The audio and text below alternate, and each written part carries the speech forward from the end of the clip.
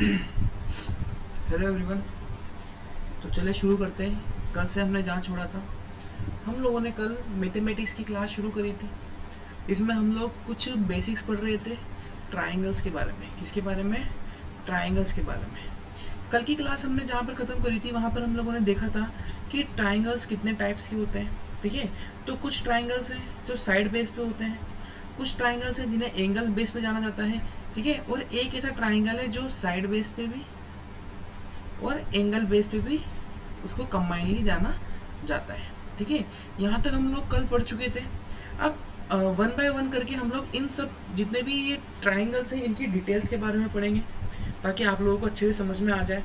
क्योंकि ट्राइंगल जो चैप्टर है, चैप्टर नंबर 6, उसको शुरू करने से पहले आप लोगों को बेसिक ट्राइंगल्स के बारे में पता होना ज़रूरी है। ठीक है, तो चलो एक ब्लैंक पेज पे चले जाते हैं, वहाँ देखते हैं अपन बिना कोई टाइम वेस्ट किए। तो हम लोग पढ़ रहे थे टाइप्स ऑफ ट्राइंगल्स। ठीक है, जिसमें हम लोगों ने पहले देखा कि सबसे पहले अपन पढ़ेंगे साइड बेस ट्राइंगल के बारे में। किसके बारे में? साइड बेस ट्राइंगल के बारे में। साइड बेस ट्राइंगल में हम लोगों ने पहला देखा कि पहला क्या था? इक्विलेटरल ट्राइंगल था। क्या था? Equilateral triangle. अब ये इक्विलेटरल ट्राइंगल होता क्या है, इसकी क्या प्रॉपर्टीज होती है, उन सब चीज़ों को अपन लोग जानेंगे। ठीक है, तो चलो एक ट्राइंगल बना लेते हैं।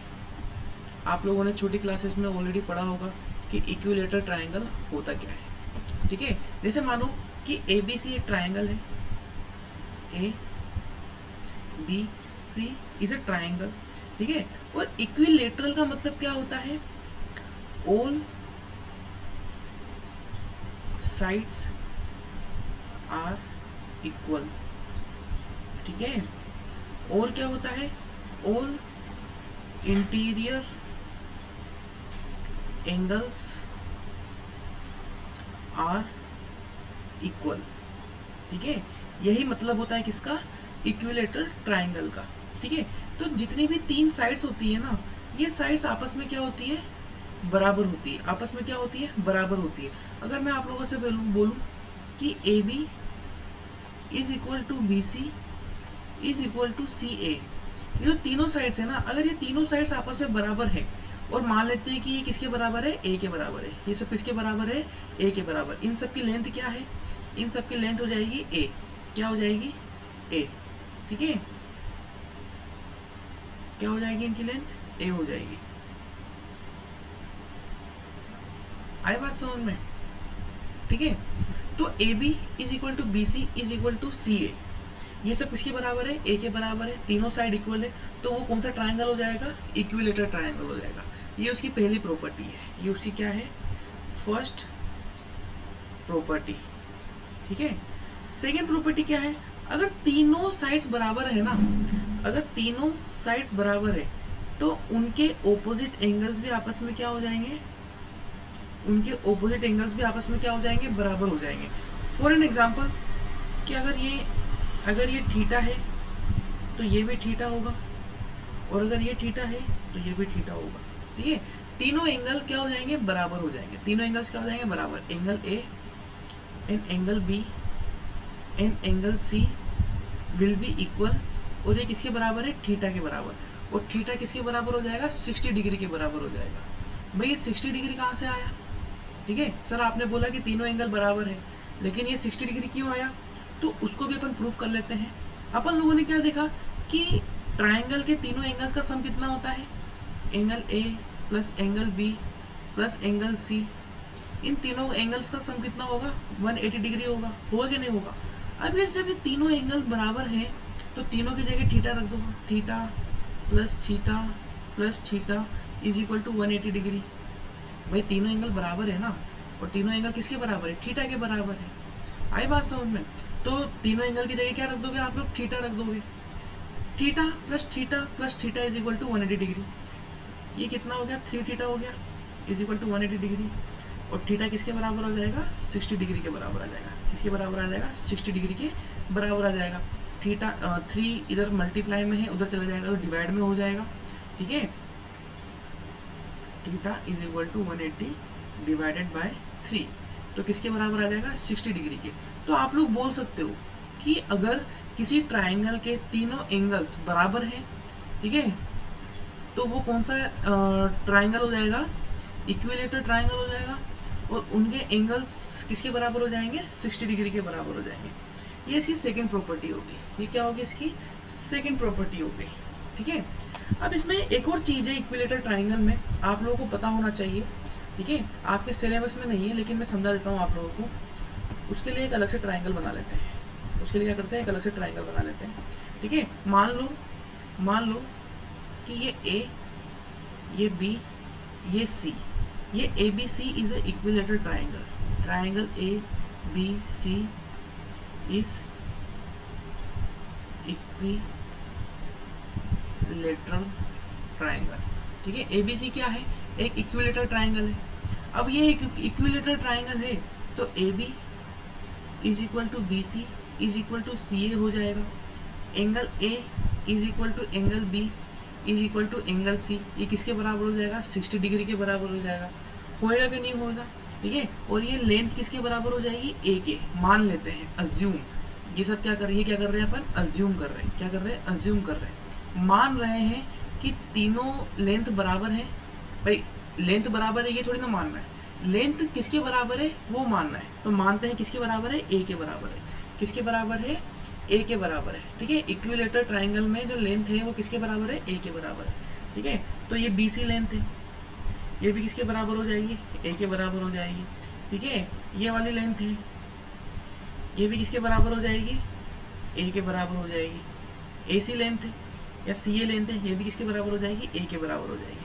अब एक प्रॉपर्टी और है इसकी। ठीक है, एक प्रॉपर्टी और है, उसको भी याद रखना, काफ़ी इंपॉर्टेंट प्रॉपर्टी है कि जो मीडियन है ना वही क्या होती है, परपेंडिकुलर होती है। क्या होती है, परपेंडिकुलर होती है। आई बात समझ में। इक्विलेटरल ट्राइंगल में जो मीडियन होती है वही परपेंडिकुलर होती है। अब ये परपेंडिकुलर क्या होता है और मीडियन क्या होता है, समझो कि अगर कोई लाइन है, देखो मैं तुम्हें बना के बताता हूँ। ठीक है, जैसे कि एक लाइन है, हम लोगों ने क्या करा, यहाँ से एक लाइन ड्रॉ करी, क्या हो गया, शेप ले लेते हैं। यहाँ से हम लोगों ने क्या करा, एक लाइन ड्रॉ करी। क्या करा, एक लाइन ड्रॉ करी। आई बात समझ में। हम लोगों ने क्या करा, एक लाइन ड्रॉ करी। अब ये एक पॉइंट से सामने वाली लाइन पर, एक पॉइंट से सामने वाली लाइन के मिड पॉइंट को, ये क्या है, मिड पॉइंट है। ये क्या है, मिड पॉइंट है। ठीक है, मिड पॉइंट को मिलाने वाली जो लाइन होती है ना उसको क्या बोलते हैं अपन, मीडियन बोलते हैं। क्या बोलते हैं, मीडियन। आई बात समझ में। जैसे ये ए, यहाँ पर पॉइंट दे दो ए बी सी डी, क्या पॉइंट दे दो यहाँ पर, डी। ठीक है, तो ए डी जो है ना, ये ए डी क्या हो जाएगी, मीडियन हो जाएगी। क्या हो जाएगी, मीडियन। कोई से भी पॉइंट से सामने वाली लाइन के मिड पॉइंट को मिलाने वाली जो लाइन होती है वो क्या होती है, मीडियन होती है। ठीक है, और इक्विलेटरल ट्राइंगल के केस में, in case of equilateral triangle, यहाँ लिख लो, in case of equilateral triangle, equilateral triangle के केस में जो मीडियन होती है वही परपेंडिकुलर होती है। इसका मतलब क्या है कि ये सामने वाली रेखा सामने वाली लाइन के मिड पॉइंट को तो मिला रहा है, और साथ के साथ वहां पर कौन सी एंगल बना रहा है, 90 डिग्री का एंगल बना रहा है। कौन सा एंगल बना रहा है, 90 डिग्री का एंगल बना रहा है।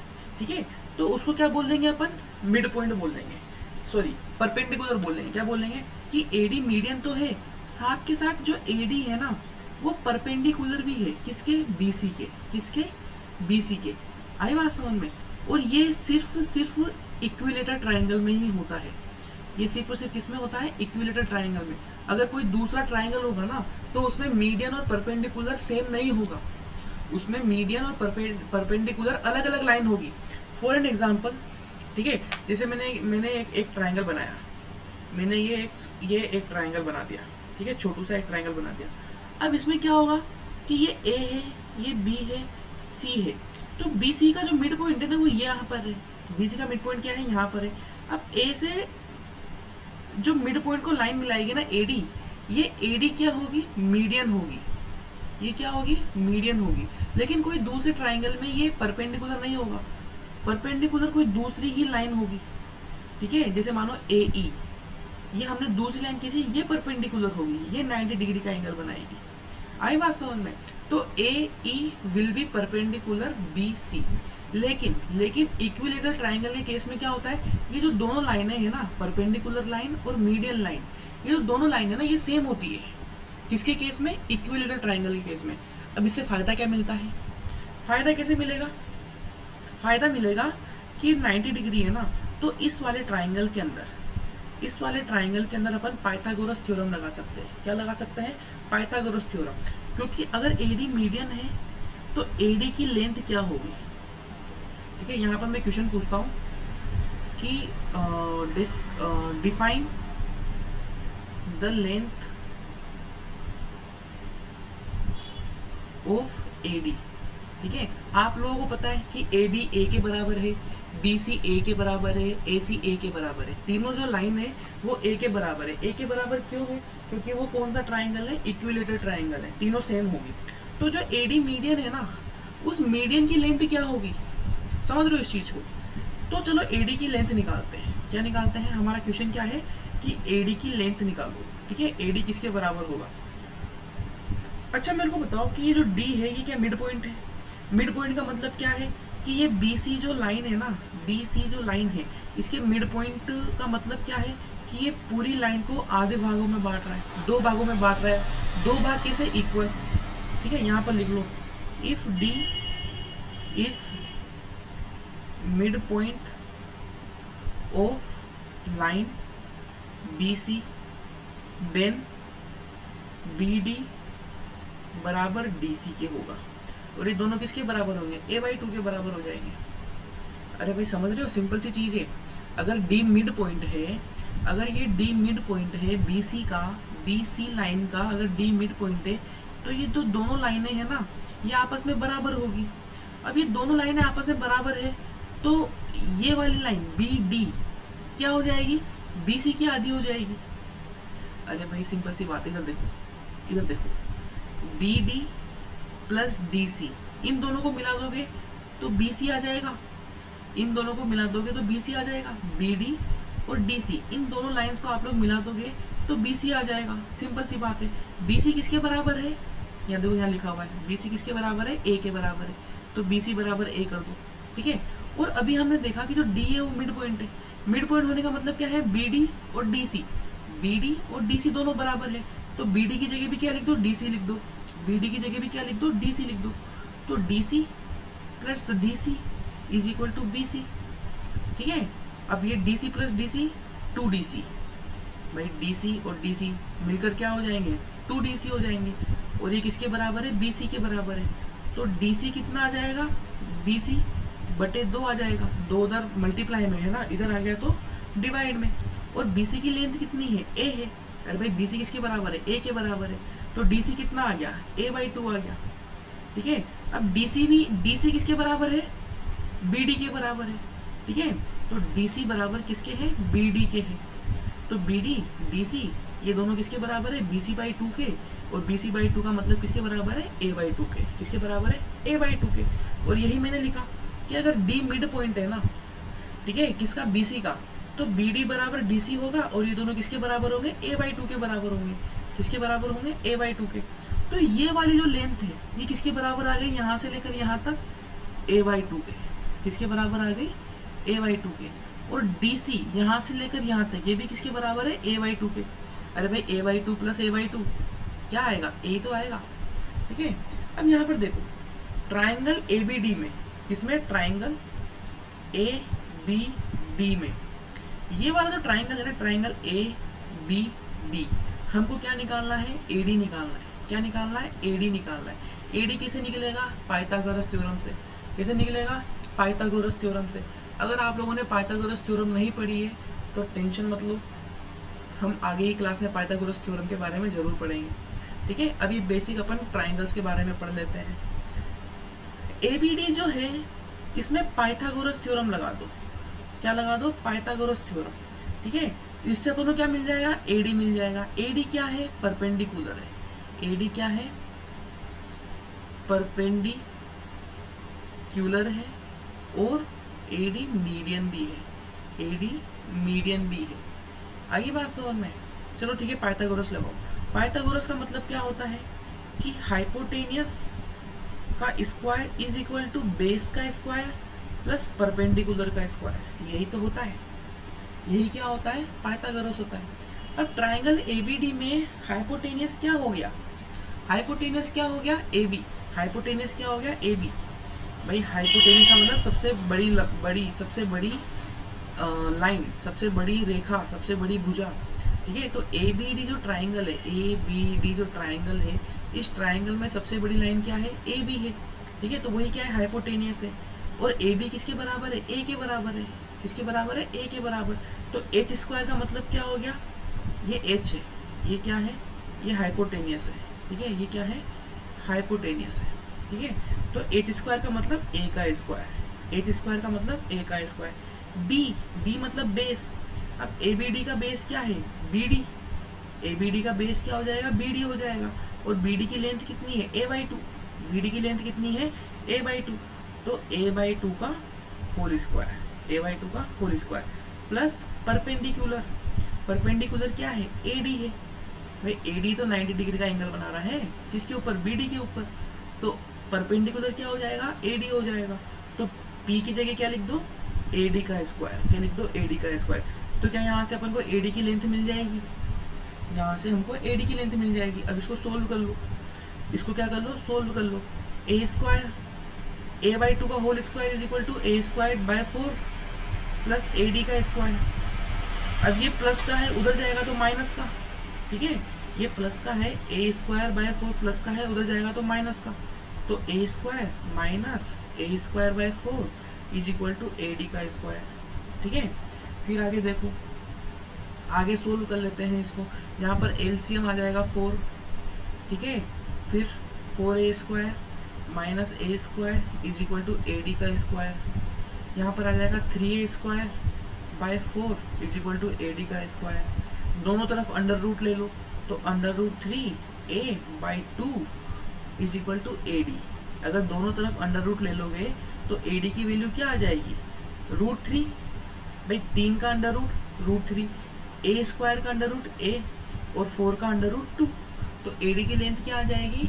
अंडर रूट 3 बाई 2 ए, ठीक है। याद रखना 2 के ऊपर अंडर रूट नहीं है।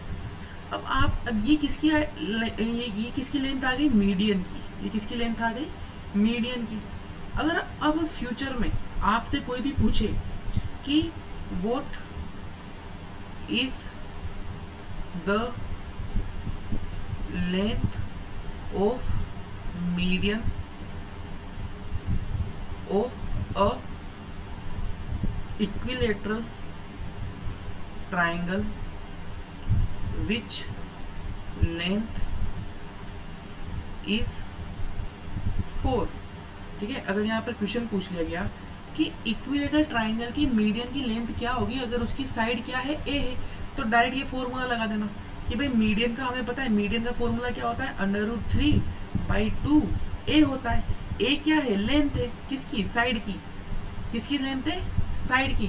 विच साइड लेंथ, ठीक है। किसकी लेंथ है? साइड की, ठीक है। तो क्या है? 4 है। तो अंडर रूट 3 बाई 2, ए की जगह क्या रख दोगे? 4 रख दोगे। 2 से 4 कट गया 2 बार, इसका आंसर क्या आ जाएगा? 2 रूट 3 आ जाएगा। क्या आ जाएगा? 2 रूट 3 आंसर आ जाएगा। आ रही है बात समझ में? सिंपल सी चीज़ है। यहाँ पर जो ये जो एडी लाइन है ना, ये जो एडी लाइन है, इसकी लेंथ क्या आ गई? अंडर रूट 3 बाई 2 ए आ गई। क्या आ गई? अंडर रूट 3 बाई 2 ए आ गई। तो अब ए की कुछ भी वैल्यू, अगर ए की वैल्यू 2 है तो यहाँ पर ए डी की वैल्यू क्या आ जाएगी? मानो कि अगर ए की वैल्यू 2 है तो ए डी की वैल्यू क्या आ जाएगी? अंडर रूट 3 बाई 2 ए की जगह 2 रख दो, 2 से 2 कट गया, क्या आ जाएगी? अंडर रूट 3 आ जाएगी। अगर ए की वैल्यू 6 है तो ए डी की वैल्यू क्या आ जाएगी? अंडर रूट 3 बाई 2 इंटू 6, 2 से 6 कट गया 3 बार, क्या आ जाएगी? 3 रूट 3 आ जाएगी। अगर ए की वैल्यू 7 है, क्या है? 7 है, तो ए डी बराबर अंडर रूट 3 बाई 2 ए की जगह 7 रख दोगे। अब 7 कटेगा नहीं तो क्या आ जाएगी? 7 रूट 3 बाई 2। सिंपल सी चीज़ है, ठीक है, सिंपल सी चीज़ है। तो ये प्रॉपर्टीज होती है, ये प्रॉपर्टीज किसकी होती है? इक्विलेटरल ट्राइंगल की। किसकी होती है? इक्विलेटरल ट्राइंगल की। ठीक है, तो एक ट्राइंगल तो हो गया खत्म, एक ट्राइंगल तो क्या हो गया? खत्म। दूसरा जो ट्राइंगल है साइड बेस का, वो क्या है? अच्छा, खत्म नहीं हुआ ये ट्राइंगल बहुत बड़ा ट्राइंगल है, इसमें और भी बहुत सारे पॉइंट होते हैं, लेकिन आपको वो सब पॉइंट समझने की जरूरत नहीं है। ठीक है, आपको सिर्फ अभी बेसिक समझना है, जिससे क्या हो कि आपका जो 6 चैप्टर जब आप लोग पढ़ोगे ना ट्राइंगल, तो आपको अच्छे से समझ में आ जाएगा, आपको वो चीज़ें अच्छे से समझ में आने लग जाएगी। सेकेंड जो ट्राइंगल है वो है आइसोसेलेस ट्राइंगल। वो क्या है? Isosceles triangle. आइसोसेलेस ट्राइंगल में क्या होता है कि 2 साइड्स आर इक्वल। क्या होता है? 2 साइड्स आर इक्वल। इक्विलेटरल में क्या था? तीनों साइड बराबर थी, चार, मतलब जितनी भी साइड थी ना ट्राइंगल में, 3 साइड होती है ट्राइंगल में, तो all sides are equal. Triangle की सारी साइड्स क्या थी? बराबर थी। लेकिन आइसोसेलेस में क्या है कि सिर्फ 2 साइड बराबर होगी। चलो बना लेते हैं भाई, चलो बना लेते हैं। ठीक है, जैसे कि ये क्या है? एक ट्राइंगल है, triangle, this is a triangle A B C. ये क्या है? एक ए बी सी ट्राइंगल है। तो 2 साइड ए बी बराबर ए सी। ठीक है, A B is equal to A C. ये जो दोनों साइड है ना, ये बराबर होगी। और फैक्ट बात क्या है? इनके आमने सामने के एंगल्स भी क्या होते हैं? बराबर होते हैं। ठीक है, एंगल बी और एंगल सी, ये दोनों थीटा हो गए। ठीक है, angle B and angle C will be equal. सिर्फ यही याद रखना है आप लोगों को। आइसोसेलेस ट्राइंगल में आप लोगों को यही याद रखना है कि 2 लाइंस बराबर होती है, ए बी और ए सी। मानो कि ए बी ए है तो ए सी भी ए होगी। ठीक है, इसकी लेंथ अगर ए है तो इसकी लेंथ भी ए होगी। बी सी की लेंथ कुछ अलग होगी, बी सी की लेंथ मान लो क्या होगी? बी होगी। क्या होगी? बी होगी। तो जो साइड्स बराबर है ना, जो साइड्स बराबर है उनके सामने के एंगल्स बराबर होते हैं, ये चीज याद रखना।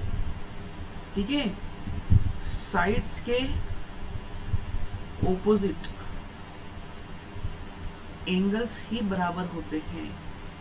Opposite angles will be equal. ठीक है, जैसे कि अगर मैंने बोला कि ये ट्राइंगल है, जैसे मैंने बोला कि ये ट्राइंगल है, ए बी सी ट्राइंगल है। अब ए बी और ए सी बराबर नहीं है, ए बी और बी सी बराबर है, ए बी बराबर बी सी के है। तो यहाँ पर कौन कौन से एंगल बराबर हो जाएंगे? इन दोनों साइड के सामने वाले एंगल बराबर हो जाएंगे। बी सी के सामने वाला एंगल कौन सा है? एंगल ए है। ठीक है, बी सी के सामने वाला कौन सा एंगल है? एंगल ए है।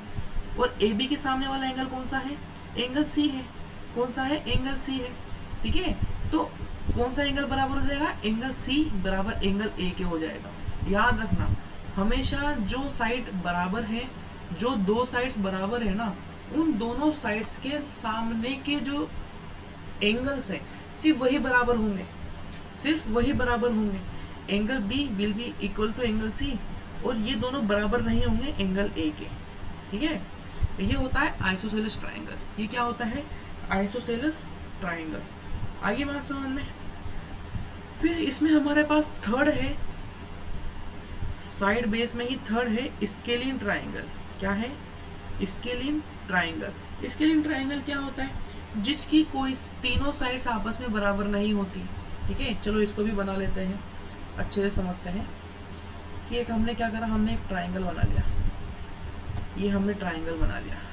This triangle will be A B C. अभी जो तीनों साइड्स है ना, ये बराबर नहीं होगी। जैसे इसकी लेंथ ए है, ठीक है, इसकी लेंथ बी है, और इसकी लेंथ क्या है? सी है। इसकी लेंथ क्या है? सी है। तो ए बी और सी आपस में बराबर नहीं होगी। A B will not be equal to B C, will not be equal to A C. ठीक है, अब जब साइड्स ही बराबर नहीं है तो एंगल्स कैसे बराबर हो जाएंगे? अगर साइड ही बराबर नहीं है तो एंगल्स भी बराबर नहीं होंगे, तो तीनों एंगल भी अलग अलग होंगे। जैसे कि मान लो कि ये एंगल है θ1, ये एंगल हो जाएगा θ2, ये एंगल हो जाएगा θ3। ठीक है, θ1 will not be equal to θ2, will not be equal to θ3। तीनों एंगल्स आपस में बराबर नहीं होंगे, तीनों एंगल्स आपस में बराबर नहीं होंगे। ये प्रॉपर्टीज होती है किसकी, स्केलिन ट्राइंगल की। किसकी होती है, स्केलिन ट्राइंगल की। आ गई बात समझ में, ठीक है। तो ये तीनों जो ट्राइंगल है, ये तीनों ट्राइंगल होते हैं, कौन से ट्राइंगल होते हैं, साइड बेस्ड ट्राइंगल। कैसे ट्राइंगल होते हैं, साइड बेस्ड ट्राइंगल। अब हम लोग देखते हैं कि एंगल बेस्ड ट्राइंगल क्या होते हैं, ठीक है। अब हम लोग देखते हैं कि एंगल बेस्ड ट्राइंगल क्या होते हैं। एंगल बेस्ड ट्राइंगल क्या होते हैं। एंगल बेस्ड ट्राइंगल में हम लोगों ने सबसे पहले पढ़ा था एक्यूट ट्राइंगल। क्या देखा था, एक्यूट ट्राइंगल। एक्यूट ट्राइंगल में क्या होता है कि जितने भी एंगल्स है ना, एंगल ए हो गया, एंगल बी हो गया, एंगल 3 हो गया, ये जितने भी तीनों एंगल है ना, ये तीनों एंगल 90 डिग्री से कम होते हैं, ठीक है। ये तीनों एंगल 90 डिग्री से कम होते हैं। जैसे कि हम लोगों ने क्या करा, एक ट्राइंगल बनाया, ठीक है। क्या करा, एक ट्राइंगल बनाया, ठीक है। गलत जगह बन गया, एक सेकेंड। ये हमने क्या करा, एक ट्राइंगल बना दिया। Triangle will be A B C. ये हमने जब ट्राइंगल बनाया ना, तो ये जो तीनों एंगल्स हैं, ठीक है, ये तीनों एंगल्स जो है ना, इनकी वैल्यू 90 से कम आएगी। इन तीनों एंगल्स की वैल्यू किससे कम होगी, 90 डिग्री से कम होगी। तो उसको क्या बोलेंगे अपन, एक्यूट एंगल ट्राइंगल बोलेंगे। क्या बोलेंगे, एक्यूट एंगल ट्राइंगल बोलेंगे। आगे बात समझ में। फिर इसमें दूसरा होता है और बहुत ही इंपॉर्टेंट होता है राइट एंगल ट्राइंगल। क्या होता है, right angle triangle. Right angle triangle में क्या होता है भाई, राइट एंगल ट्राइंगल में होता है कि एक एंगल 90 डिग्री का होता है और बाकी दोनों एंगल 90 डिग्री से कम होते हैं, ठीक है। चलो बना लेते हैं। जैसे कि ये है,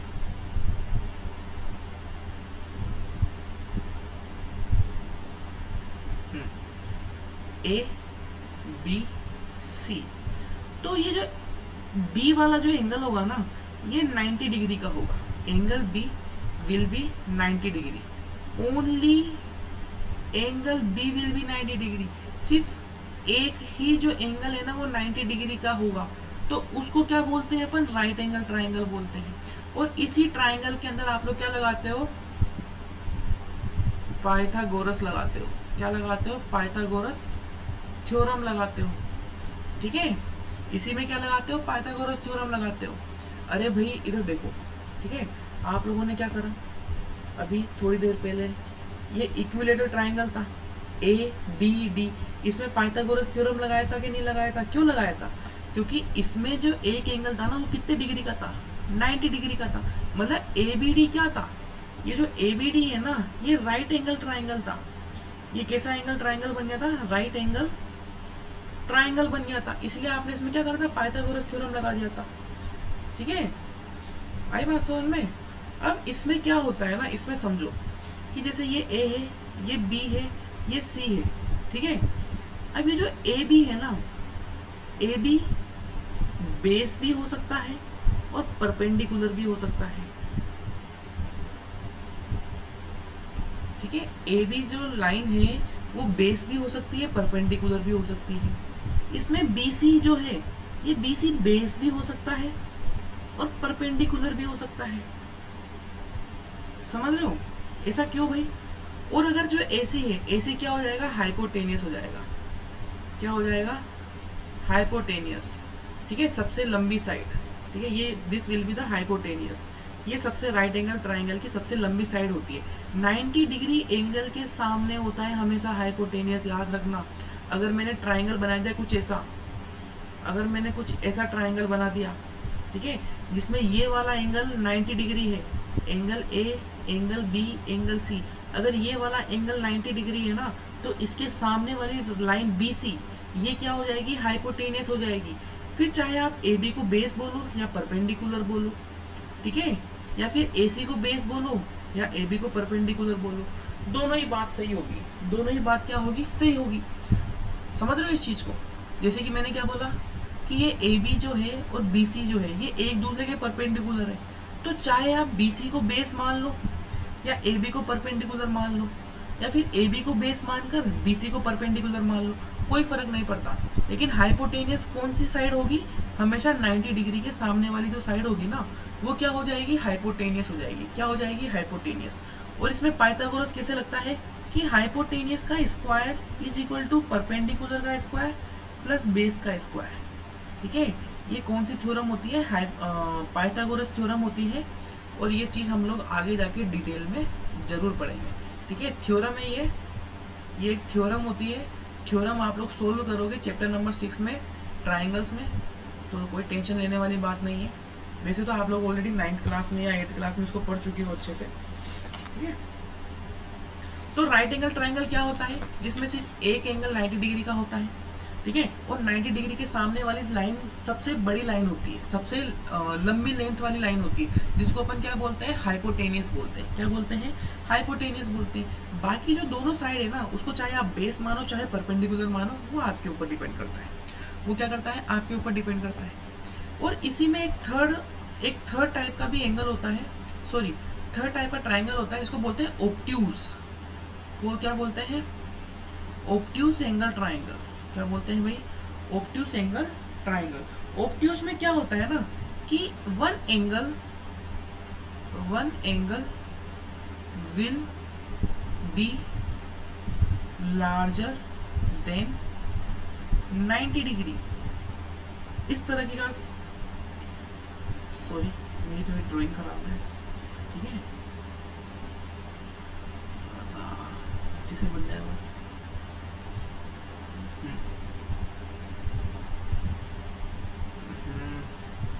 एक सेकंड रुको, इसको मिटा देते हैं।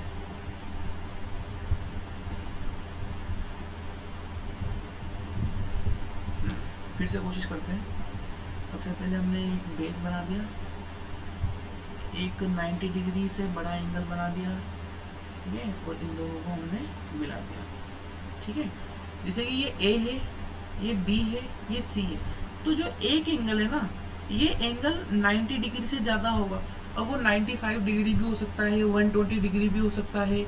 ठीक है, तो ये जो एक एंगल है ना, one angle B will be larger than 90 degree. ठीक है, तो इस ऐसे ट्राइंगल को क्या बोलते हैं अपन, ऑब्ट्यूज बोलते हैं। क्या बोलते हैं, ऑब्ट्यूज एंगल ट्राइंगल बोलते हैं। और याद रखना कि इसमें इस ट्राइंगल में जो परपेंडिकुलर है वो बाहर की तरफ बनता है। जैसे कि मानो कि आपको ए से परपेंडिकुलर ड्रॉ करना है, तो आप कैसे ड्रॉ करोगे, ऐसे थोड़ी ना ड्रॉ करोगे। ऐसे ड्रॉ करोगे तो वो 90 डिग्री का एंगल कैसे बनाएगा। ठीक है, परपेंडिकुलर हमेशा सीधा होता है। तो ए से जब परपेंडिकुलर आप बीसी में डालोगे ना, तो कुछ इस तरीके से डलेगा, इस तरीके से आएगा। आई बात समझ में। वैसे ये कोई इंपॉर्टेंट चीज़ नहीं है, इसका आपके इसमें यूज़ नहीं होगा, मैं सिर्फ बता रहा हूँ तुम लोगों को जनरल नॉलेज के लिए। तो ये क्या होता है कि अगर किसी भी ट्राइंगल में एक एंगल 90 डिग्री से ज़्यादा हो, तो उसको क्या बोलेंगे अपन, ऑब्ट्यूज एंगल ट्राइंगल बोलेंगे। क्या बोलेंगे, ऑब्ट्यूज एंगल ट्राइंगल बोलेंगे। आगे बात समझ में। अब आ जाते हैं सबसे इंटरेस्टिंग ट्राइंगल के ऊपर। अब एक ही ट्राइंगल बचा हुआ है जिसको बोलते हैं अपन आइसोसेलेस राइट एंगल ट्राइंगल। क्या बोलते हैं, आइसोसेलेस राइट एंगल ट्राइंगल। अब ये आइसोसेलेस राइट एंगल ट्राइंगल क्या होता है, देखो इसकी शेप दे रखी है क्या, चलो अपन खुद बना लेते हैं। ठीक है, एक लाइन हम लोगों ने सीधी ड्रॉ करी,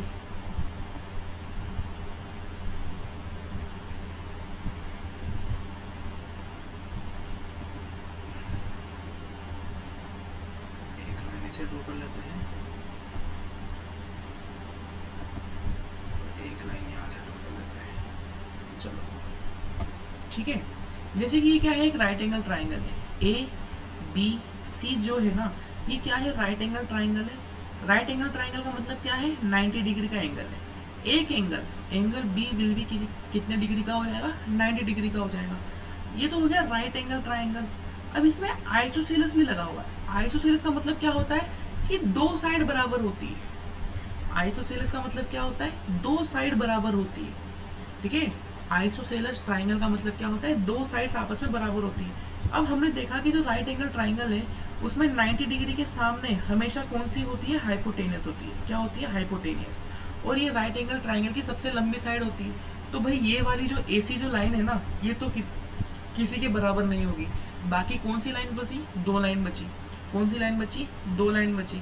तो लाइन ए बी और लाइन बी सी, ठीक है, ये दोनों आपस में बराबर होगी। इसमें क्या होगा? ए बी बराबर बी सी होगा। इन दोनों को ए मान लो, इन दोनों को क्या मान लो? ए मान लो, ठीक है। ये जो ए बी है ये भी मान लो कि ए के बराबर है, और बी सी जो है ये भी किसके बराबर है? ए के बराबर है, ठीक है।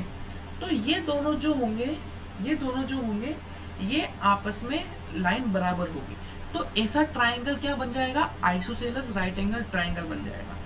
ऐसा ट्राइंगल जिसमें एक एंगल 90 डिग्री का है, जिसमें एक एंगल 90 डिग्री का है और दो साइड उसकी क्या है? बराबर है, तो वो ट्राइंगल क्या बन जाएगा? आइसोसेलेस राइट एंगल ट्राइंगल बन जाएगा। अब इसकी प्रॉपर्टी क्या होती है भाई? इसकी प्रॉपर्टी क्या होती है? अच्छा मेरे को बताओ कि अगर ये तो दोनों लाइंस जो हैं अगर ये आपस में बराबर हैं तो इनके आमने सामने के जो एंगल्स होंगे क्या वो बराबर होंगे? क्या एंगल ए क्या एंगल सी के बराबर होगा? अगर मैं इसको, क्या बिल्कुल होगा ना भाई। अगर ए बी बराबर बी सी बराबर ए के है तो एंगल ए और एंगल सी ये भी आपस में बराबर होंगे, और ये कितने डिग्री के हो जाएंगे? 45 डिग्री के हो जाएंगे। अब भाई 45 कहाँ से आया? सिंपल सी चीज़ है ना, किसी भी ट्राइंगल के तीनों एंगल का सम कितना होता है?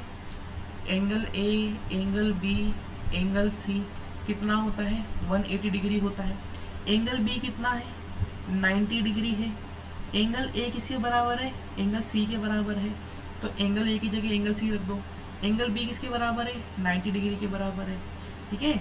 और एंगल सी की जगह वापस से एंगल सी आ ही जाएगा, ठीक है। एंगल ए किसके बराबर है? एंगल सी के बराबर है। क्यों बराबर है? क्योंकि ए बी किसके बराबर है? बी सी के बराबर है। तो जो दो लाइंस आपस में बराबर होती है उनके आमने सामने के एंगल्स भी बराबर होते हैं। तो एंगल ए और एंगल सी आपस में क्या हो जाएंगे? बराबर हो जाएंगे, ठीक है। तो ए की जगह हमने सी रख दिया, बी की जगह 90 डिग्री रख दिया, क्योंकि बी क्या है? राइट एंगल है, एक 90 डिग्री का कोण है। और एंगल सी की जगह आ गया। अब यहाँ पर angle C plus angle C कितना हो जाएगा? 2 एंगल सी। अब ये 90 इधर प्लस का है, उधर गया तो माइनस का। 180 में से 90 गया तो क्या बचा? 90 बचा। तो एंगल सी बराबर क्या आ जाएगा? 90 minus 2 is equal to 45 degree. क्या आ जाएगा? 45 डिग्री। तो यही तो मैंने लिखा था भाई कि एंगल सी किसके बराबर है? 45 डिग्री के, और एंगल सी बराबर है एंगल ए के। तो एंगल ए भी 45 डिग्री का हो जाएगा, एंगल सी भी 45 डिग्री का हो जाएगा। आगे बात समझ में? तो किसी भी isosceles triangle right angle triangle में याद रखना, किसी भी आइसोसेलेस राइट एंगल ट्राइंगल में एक एंगल 90 डिग्री का होता है, बाकी दोनों एंगल आपस में बराबर होते हैं। अगर दोनों एंगल आपस में बराबर हो गए तो 45 में वो डिवाइड हो जाएंगे, ठीक है। ये इसकी प्रॉपर्टी होती है। उसके अलावा, ठीक है, उसके अलावा अच्छा इसमें पाइथागोरस लगा दो। अच्छा अगर मैं तुमसे पूछूं कि what is the length of hypotenuse, इसका हाइपोटेनियस की लेंथ निकालो, तो कैसे निकालोगे? आप लोग पाइथागोरस लगा दोगे। क्या लगा दोगे?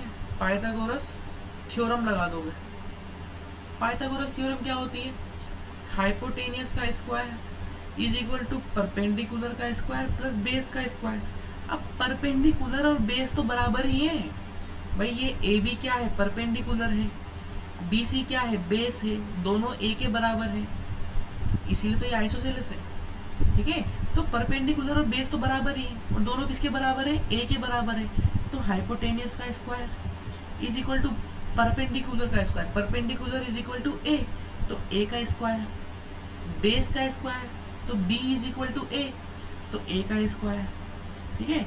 हाइपोटेनियस का square is equal to A square plus a square is equal to 2a square. दोनों तरफ अंडर रूट ले लो तो यहाँ पर h आ जाएगा, यहाँ पर √2a आ जाएगा, ठीक है। यहाँ पर क्या आ जाएगा? अंडर रूट 2a आ जाएगा। तो hypotenuse in the case of isosceles right angle triangle, hypotenuse will be equal to under root 2a, ठीक है। अब आपसे कोई क्वेश्चन पूछे कि भाई अगर आइसोसेलेस राइट एंगल ट्राइंगल की जो साइड है, जो परपेंडिकुलर साइड है, जो बेस है, जो a है, अगर वो a 5 के बराबर है तो हाइपोटेनियस किसके बराबर हो जाएगा? तो आप लोग डायरेक्ट फॉर्मूला लगा देना कि hypotenuse will be equal to under root 2a, ठीक है। a की वैल्यू 5 है तो 2 अंडर रूट 2 इंटू 5, तो 5 अंडर रूट 2 आ जाएगा। सिंपल से अगर आपसे पूछा गया कि अगर a की वैल्यू 1/2 है, अगर a की वैल्यू 1/2 है ठीक है। तो हाइपोटेनस क्या हो जाएगा, तो hypotenuse will be equal to √2 multiply by 1/2, ठीक है। √2 से 2 कट जाएगा, 1/√2 बार। तो हाइपोटेनस की लाइन हाइपोटेनस की लेंथ क्या आ जाएगी, 1/√2 आ जाएगी। आगे बात समझ में। तो ये सब क्या होते हैं, ये सब ट्राइंगल्स होते हैं। ये सब क्या होते हैं, बेसिक ट्राइंगल्स होते हैं, एंगल बेस पे, ठीक है, और साइड बेस पे, एंगल बेस पे और साइड बेस पे। आगे बात समझ में। आज के लिए इतना ही काफ़ी है। फिर बाकी का हम लोग कल नेक्स्ट क्लास में पढ़ेंगे, जिसमें हम लोग कॉन्ग्रुएंसी के बारे में पढ़ेंगे। किसके बारे में पढ़ेंगे, कॉन्ग्रुएंसी के बारे में पढ़ेंगे एंड सिमिलर ट्राइंगल्स के बारे में पढ़ेंगे, ठीक है। कल हम लोग chapter number 6 class 10th NCERT का चैप्टर नंबर 6 हम लोग शुरू कर देंगे, ठीक है, जिसमें अपन ट्राइंगल्स की कॉन्ग्रुएंसी के बारे में पढ़ेंगे, ट्राइंगल्स की सिमिलरिटी के बारे में पढ़ेंगे। आगे बात समझ में। आज की क्लास यहीं पर ख़त्म होती है। अगर आपको आज की क्लास में कोई भी डाउट हो, ठीक है, तो प्लीज़ उसको कमेंट सेक्शन में ज़रूर बताना। और प्लीज़ वीडियोस को लाइक, शेयर और अपने दोस्तों में ज़रूर शेयर कर दिया करो, सब्सक्राइब कर दिया करो चैनल को, ताकि इस तरह की वीडियो, इतनी डिटेल वीडियो आपको मिल जाए। आगे बात समझ में। क्योंकि जहाँ तक आप लोग, चाहे कोई सा भी सब्जेक्ट हो, चाहे मैथ्स हो, चाहे साइंस हो, चाहे SST हो, चाहे हिंदी हो, अगर आप लोग डिटेल में नहीं समझोगे ना चीज़ों को, वहाँ तक आपको कुछ समझ में नहीं आएगा। आपको डिटेल में पढ़ना ही पड़ेगा, क्योंकि जहाँ तक बेसिक क्लियर नहीं होंगे, वहाँ तक आप लोग एडवांस में नहीं जा सकते। जहाँ से आप, जब तक आप ABCD नहीं सीखोगे ना, वहाँ तक आप A for apple, B for boy बनाना नहीं सीखोगे। सिंपल सी बात है, ठीक है। तो इसी तरह से आप, अगर आप लोग डिटेल में पढ़ना चाहते हो, अगर आप लोग ऑफलाइन पढ़ना चाहते हो, अगर आप लोग सुल्तानपुर के आसपास रहते हो, तो आप लोग विधान एजुकेशन इंस्टीट्यूशन में आकर हम लोगों से मिल सकते हो, हम लोगों से टीचिंग ले सकते हो। आगे बात समझ में। Thank you so much. आज के लिए इतना ही काफ़ी है, बाकी हम लोग नेक्स्ट क्लास में पढ़ेंगे।